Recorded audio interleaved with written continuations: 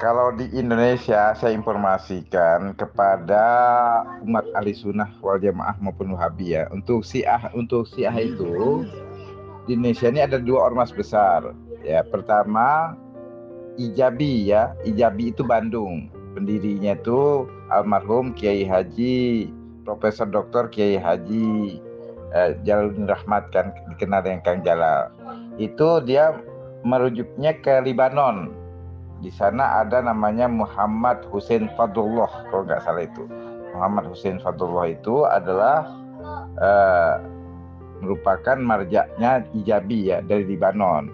Nah, kalau yang Abi itu memang ke Said Hasan, kepada Said Hasan pada Pak Ali Khamenei di Iran ya. Nah, itu memang beda. Saya nggak tahu ini si Anu ini Yahlong ini kemana, ikut Ijabi atau Abi, dia nggak tahu ini. Kalau dia ikut Abi Jakarta itu Ali Khamenei ya, di ini Ali Khamenei yang ada di Iran ya. Tapi kalau yang Abi Bandung, Ijabi Bandung, Ikatan Jamaah Al-Bait Bandung itu ya, yang sekarang ini dilanjutkan putranya itu siapa, Kiai Haji Miftah Rahmat. Ada juga ulama-ulamanya seperti Dr. Babul Ulum ya, di sana di Ijabi itu mereka marjaknya itu ke Libanon.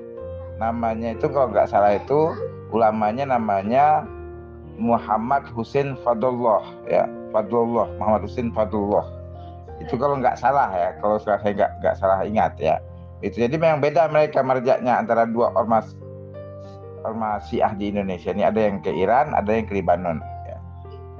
Ya. Mungkin agak dimengerti ya. Saya belum kontak ya, baru teman saya yang di Arab, tapi belum ada balasan karena dia memang beritahu saya dari awal bahwa dia sibuk, dia mau ke Amerika sekolah. Saya akan kasih lihat rekamannya ya. Maaf Pak Ari Sofyan, yang di Arab Saudi ini dia berpaham apa? Wahabi apa Syiah? Begitu. Dan Syiah itu ada beberapa sekte, Pak Ari. Perlu tahu juga, atau saya beritahu dulu, ada Syiah Zaidiyah, ada Syiah Ismailiyah, itu yang saya tahu, dan Syiah Imamiyah Isna Asy'ariyah. Nah, Pak Ari harus tahu dulu tuh sekte-sekte Syiah. Begitu. Terima kasih Pak Ari. Semoga saja bisa menambah pengetahuan dan wawasan tentang Syiah. Terima kasih. Assalamualaikum. Marja itu ulama rujukan. Dapat ilmu boleh dari berbagai ulama, tetapi dalam perkara hukum itu harus merujuk kepada ulama tertentu yang menjadi rujukan. Itu prinsip Syiah. Makanya disebut Syiah Marja, Syiah Maroji, Syiah yang merujuk tentang hukum kepada fatwa kepada ulama tertentu, yang nggak boleh ada dua ulama yang di puncaknya, yang dijadikan dua rujukan yang berbeda gitu loh, sehingga terjadi kekacauan berpikir orang-orang Syiah karena bedanya dua rujukan yang berbeda. Jadi marja itu rujukan tertinggi dari umat Syiah, ada rujukan tertingginya dalam perkara hukum, bukan perkara ilmu secara umum. Kalau ilmu secara umum boleh aja ngaji kemana-mana gitu loh, tapi kalau masalah rujukan hukum, memutuskan sebuah hukum, itu kan ada hierarkinya di Syiah itu. Hierarkinya itu disebut ulama marja. Paham hierarki? Paham? Gitu loh. Perkara hukum, bukan sekedar perkara ilmu gitu loh.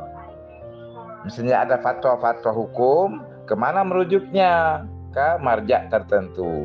Ada di Libanon, ada di Afghanistan, ada di Irak gitu loh. Masing-masing beda itu, ada di Iran, marjaknya beda-beda.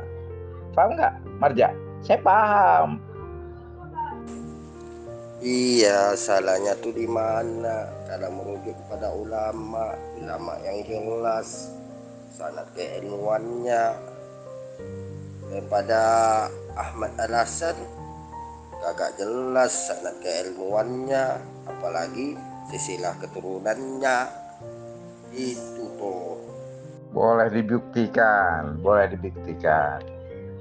Colong Marja Anda itu berapa kitab yang beliau tulis? Ilmu sejauh apa yang Anda jadikan rujukan itu? Ulama yang Anda jadikan rujukan itu berapa kitab yang mereka tulis dan apa saja nama kitab-kitabnya gitu loh.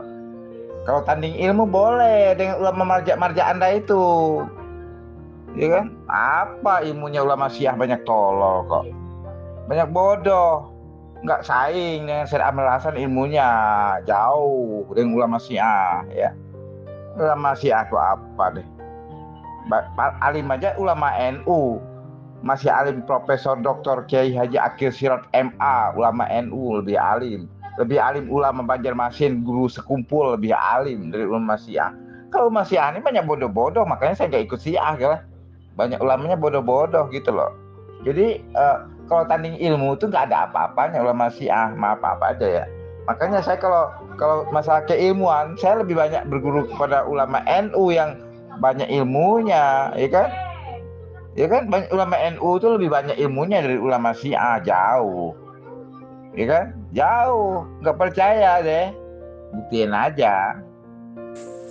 Alah, Ahmad Al-Hasan aja kagak jelas nasabnya, silsilah keturunannya, apalagi ilmu. Kalau soal kitab nggak usah bicara lah. Kalau soal kitab banyak tuh tulisan-tulisan para ulama Syiah. Ya toh, yang jelas sanad keilmuannya itu dijelaskan dulu. Maka tuh jangan tolol, jangan goblok, kamu jaga sukma. Makanya kan Pak Ahmad Sunarto berbeda pendapat dengan Abah Unang. Kenapa? Pak Ahmad Sunarto ini Syiahnya, saya tahu gurunya itu sama dengan guru saya kan, Kiai MSM kan, kan Muhammad siapa? Kan Kiai MSM kan, siapa Kiai MSM? Ya Kiai kita itu loh, ya Muhammad siapa? Kitabnya. Jadi artinya gini Pak, kalau saya tahu kalau Pak Ahmad Sunarto tuh hanya ngaku-ngaku Syiah wilayah itu fakih gitu, nggak serius. Nah, makanya ada semar masam. Nah, makanya beda dengan Abah Unang.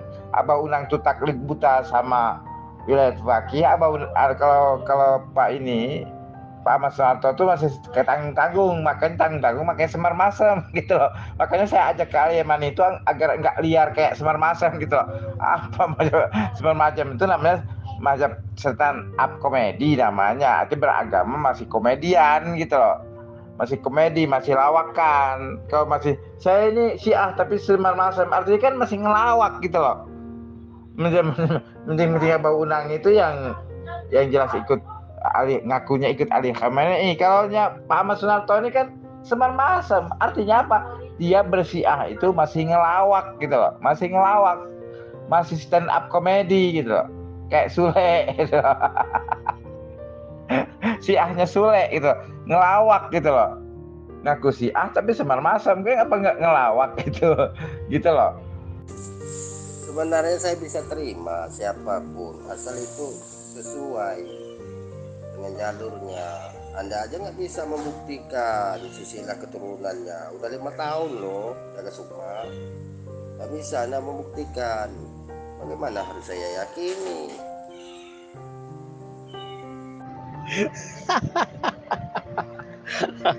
Nama gurunya sendiri lupa. Muhammad Sulaiman Marzuki Ridwan. Nah, itu komplitnya. Aduh, udah lama gara-gara dia Al-Yamani nama gurunya lupa. Muhammad Sulaiman Marzuki Ridwan. Itu nama komplitnya gitu. Bang Jaga Sukma, saya bukannya komedian. Semar mesem, lo katanya ilmu dari mana saja. Semar mesem itu yang saya dirikan mazhab saya loh. Saya punya mazhab sendiri gitu loh. Saya mau bersaing dengan Mirza Ghulam Ahmad gitu loh. Mirza Ghulam Ahmad saja bisa jadi nabi, jadi Imam Mahdi. Makanya saya mendirikan Semar Mesem begitu, Bang Jaga Sukma. Marja taklid saya ya ke ulama lah, ulama marja, yaitu Sayyid Ali Khamenei Wilayatul Faqih, itu marja saya gitu loh. Ini saya bongkar ya rahasia saya dengan Pak Ahmad Sunarto. Pak Ahmad Sunarto itu berguru dengan seorang Kiai NU, ya Kiai NU yang masuk Syiah, namanya Kiai Haji Muhammad Sulaiman Marzuki. Ya, beliau menulis 2 buku yang sangat bagus, yaitu judul bukunya itu Membedah Siratul Mustaqim. Ya, kami belajar di buku itu.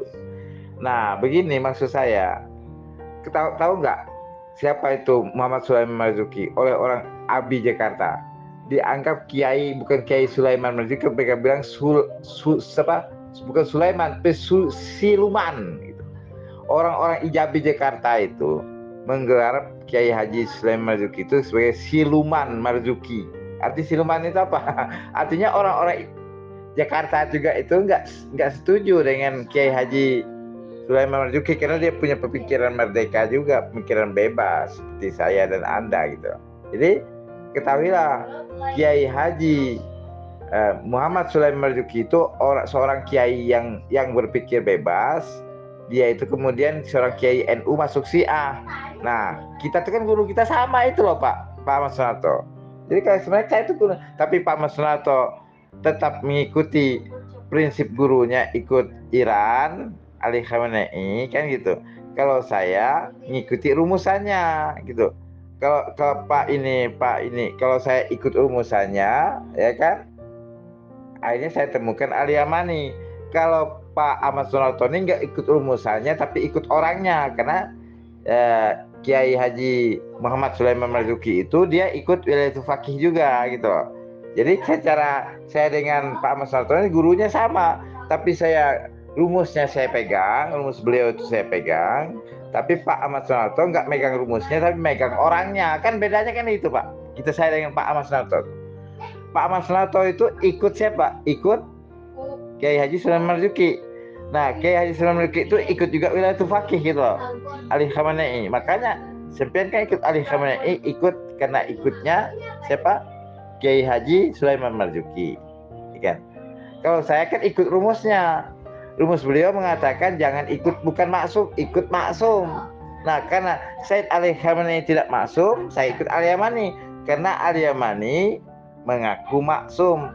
Dan pengakuannya ada bukti, berpaling daripadanya ahli neraka. Karena rumus maksum itu kalau orang berpaling dari maksum, dia adalah ahli neraka. Kan bedanya gitu. Kalau saya ikut Kiai Haji Sulaiman Marzuki ikut rumusan, kalau Pak Ahmad Sunarto ikut orang yang buat rumus gitu loh. Karena beliau itu membuat rumusan namanya Membedah Siratul Mustaqim gitu loh Pak Ahmad Sunarto. Rahasia saya dengan Anda itu. Saya paham. Begini ya. Dalam rumusan Kiai Haji Sulaiman Marzuki itu mengumpamakan kebenaran Al-Quran itu sebagai air bersih ya kan. Dan orang yang menerimanya itu sebagai maksumin, itu sebagai tempat atau wadah yang bersih gitu.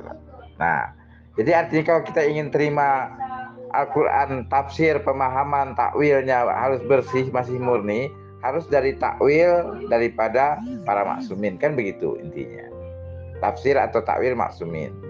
Nah, itu rumus dari kiai itu loh. Jadi supaya kita dapat air bersih gitu, harus wadahnya juga bersih. Itu rumusan. Tetapi rumusan ini karena Kiai Sulaiman Marzuki juga Imam Mahdinya masih gaib, gelas bersihnya masih gaib, kan tetap saya ikut Said Ali Khamenei gitu loh. Nah, saya sudah dapat ketemu tempat yang bersih suci itu adalah Imam Ali Yamani.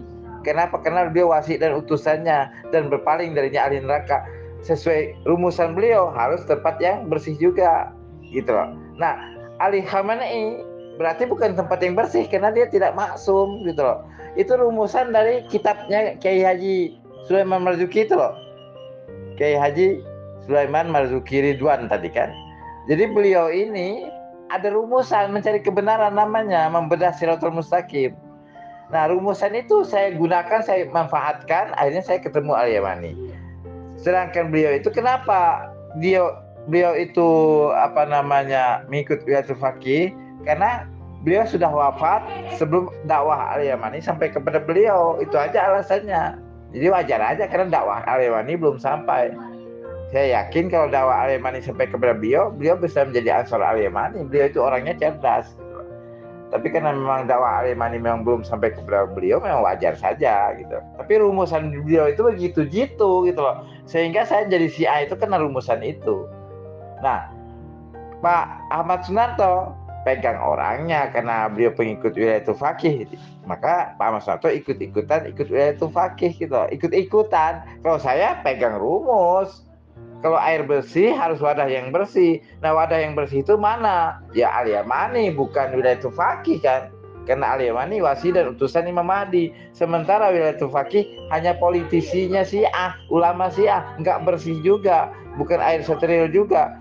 Maka rumusan itu saya pegang. Saya megang rumusannya, Pak Ahmad Sunarto pegang orangnya. Makanya kita hasilnya beda, walaupun dengan rumusan yang sama. Demikian Pak. Dan juga supaya yang lain paham tentang rumusan mencari kebenaran ini. Ya, demikian. Saya sampai sekarang masih mengikuti rumusan. Kalau antum rumusannya langsung, tapi kita dicek dulu apakah benar rumusan itu cocok kepada Hasan Al-Yamani gitu loh, Bang Jaga Sukma. Kalau memang maksum, kan bisa kita cek and recheck tuh. Itu kan bahasa Ustadz Sulaiman kan, cek and recheck. Dan Purwodadi kotanya, yang penting kenyataannya itu loh. Saya masih pakai rumusan Ustadz Sulaiman. Makanya saya berinovatif dan kreatif. Nah, saya menjabarkan yaitu tadi mazhab Semar Mesem berdasarkan rumusannya Ustadz Sulaiman. Semar Mesem sini nggak sembarangan gitu, Bu.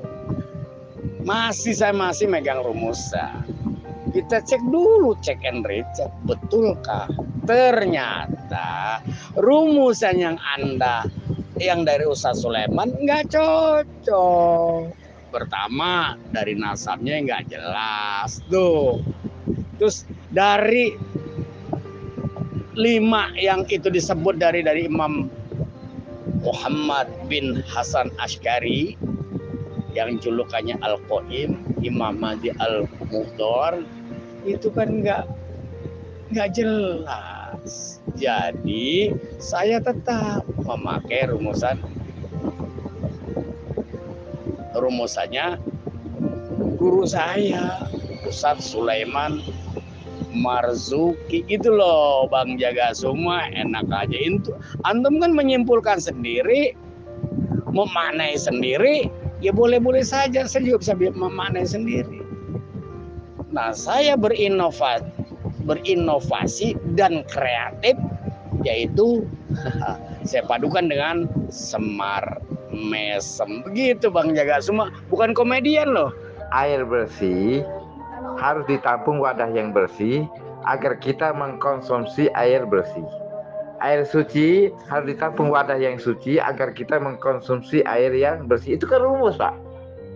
Nah, beliau sudah punya rumus itu, tetapi masalahnya di zaman beliau menulis buku itu, ya, Imam Mahdi masih gaib, ya kan? Nah, masih gaib. Nah, dan orang yang mengikut Imam Mahdi yang gaib itu kan Wilayatul Faqih, kan gitu. Maka sementara waktu pegang Wilayatul Faqih tidak salah, karena orang yang bersih tadi, wadah yang bersih tadi kan masih gaib. Nah, tapi sekarang saya menemukan bahwa ada wasi dan utusan dari Imam Mahdi yang gaib itu, yang juga bersih juga karena wasi dan utusannya gitu. Maka ini jalur yang pintas, yang betul-betul mantap gitu. Rumusan beliau itu betul-betul mantap, sehingga saya betul-betul dapat air yang bersih dari wadah yang bersih. Kalau beliau itu masih kondisi darurat gitu, karena wadah yang bersihnya masih gaib. Sekarang wadah yang bersih itu mengutus dari utus dan wasiatnya yang juga bersih gitu. Artinya kan dapat yang bersih tadi ketemu gitu loh, air bersih tadi. Dan terbukti memang apa air bersih itu kan penafsiran atau takwil dari Al-Quran tadi.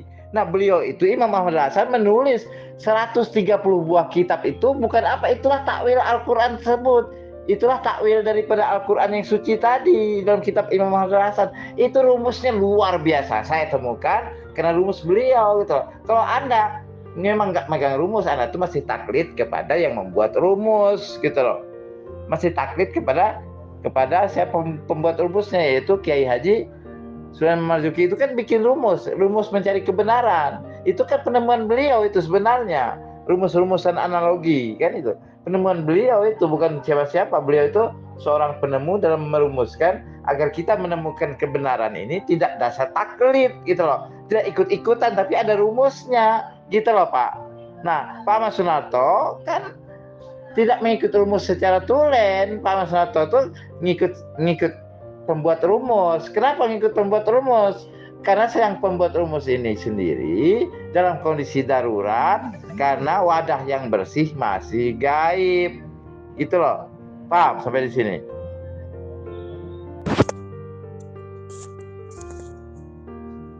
Jaga sukma. Agama itu bukan logika atau bahasa hiperbole atau bahasa ironi atau kiasan. Agama itu yang diturunkan oleh Allah dengan penjelasan-penjelasan yang sejelas-jelasnya dan yang terang benderang. Kok diumpamakan air suci dan segala macam. Inilah asal bicara, asal nyepros. Jaga semua, tobat kau. Kan sudah saya jelasin. Yang nggak jelas itu bagi Anda. Saya yang sudah pegang gelasnya, saya tahu itu gelas bersih. Anda kan menduga-duga, ya silahkan nggak jelas bagi Anda, tapi bagi saya sang pencari sangat-sangat jelas. Kalau seandainya jelas bagi semua orang ikut Al-Yamani semua dong, ya kan? Yang jelas itu bagi sang pencari, saya sebagai pencarinya amat jelas, sesuai rumus Kiai Haji Sulaiman Marzuki Ridwan itu, sesuai sekali. Kenapa? Karena wadah bersih, gelas bersih. Bukti wadah bersih itu sangat jelas. Sangat jelas Pak. Sudah sangat jelas. Tidak mungkin, mustahil ya. Sampai Imam Muhammad Bakir mengatakan berpaling dari Al-Yamani itu ahli neraka. Kenapa? Karena dia maksum, karena dia bersih. Itu. Nggak ada dalil mengatakan berpaling dari Said Ali Khamenei ahli neraka. Nggak ada itu. Kenapa nggak ada? Karena dia bukan maksum. Gitu loh. Nggak ada kan. Saya ini perjalanan penuh loh. Saya ikut NU. Nggak ada dalil kalau kamu berpaling dari NU ahli neraka. Nggak ada. Kalau seandainya ada, saya nggak berani keluar dari NU. Kemudian saya ikut Jamaatul Tablik. Ada kalimat berpaling dari Jamaatul Tablik ahli neraka. Nggak ada juga. Makanya saya berani keluar dari Jamaatul Tablik masuk Hizbut Tahrir. Nggak ada juga kalimat berpaling dari Hizbut Tahrir ahli neraka. Saya tinggalkan juga kan. Kenapa? Walaupun berpaling nggak ahli neraka, berpaling dari Hizbut Tahrir. Masuk lagi Syiah. Nggak ada juga dalil berpaling dari Syiah ahli neraka. Nggak ada juga. Gitu loh.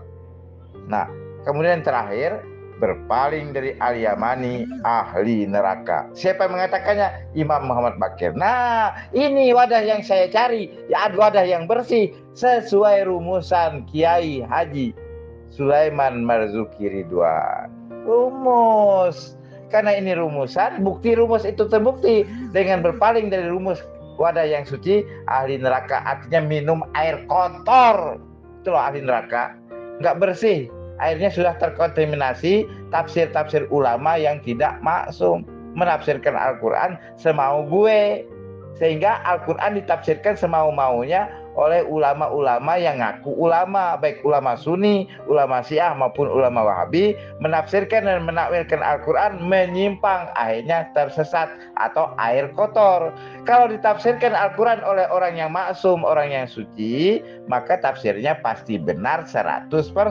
Itulah wadah yang bersih yang saya temukan Imam Al-Yamani alaihi salam sebagai wadah yang bersih, dan Al-Quran sebagai kitab suci yang bersih, suci, kitab suci ditafsir oleh orang yang suci. Itulah kebenaran Islam sejati. Itulah rumusan dari Kiai Haji Sulaiman Marzuki Ridwan, seorang Kiai NU, digelar Gus beliau itu, artinya anak Kiai juga.